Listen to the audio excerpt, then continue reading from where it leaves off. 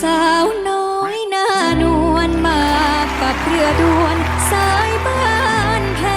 นพบหนุ่มน้อยทำเหมือนแฟนมามองยิ้มแป้นทั้งที่เพิ่งเจอเรือด่วนบ้านแพนเขามันแฟนพี่เสมอจะรีรักก็แสนเซอเหมือนเคยเจอพี่ที่ปทุม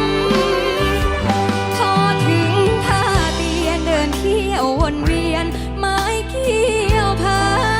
ซื้อลูกเงาะมังคุดมา